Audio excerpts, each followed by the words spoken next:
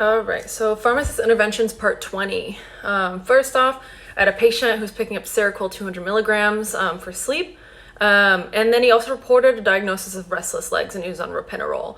So what do we have? We have Seroquel, a dopamine blocker, and ropinirole, a dopamine agonist, or a drug that acts like dopamine on the receptor. So first off, it's inappropriate to use antipsychotics for solely insomnia without concomitant diagnosis of bipolar and schizophrenia, especially at that dose. 25 milligrams might be appropriate for some patients, maybe like third line or fourth line for insomnia, but it's not appropriate first line.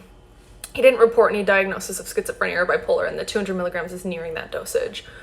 I had that discussion with that patient, and then I also mentioned that antipsychotics can cause movement problems. So sometimes those movement problems can be misdiagnosed as something like restless legs. So I said that he should probably follow up with his practitioner about that, make sure that they're aware that he's on an antipsychotic. So antipsychotics have a black box warning of increased mortality in elderly patients with dementia-related psychosis, and then it also has a black box warnings of increased risk of suicidality, particularly in patients who are children, adolescents, and young adults. So those are concerning. This is why we don't really like to use it.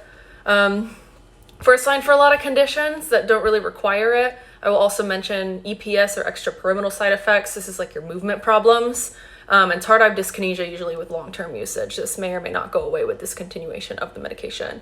It's a dopamine blocker, so of course that drug-induced Parkinsonism, that's where that activity comes from. Akathisia is something to worry about too. This is internal restlessness. It doesn't really go away. Some medications are worse than others, like Abilify, Rexulti, maybe Vraylar.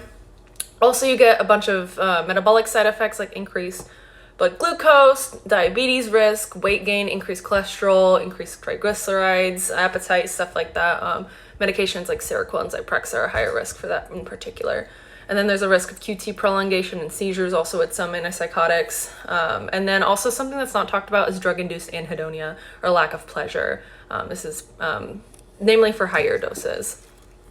Another pharmacist intervention is I had a patient or a caregiver picking up penicillin for his wife, and it flagged for a penicillin allergy, and I asked him, oh, does she have any allergies? Is she allergic to anything? He said, no, she doesn't have any allergies.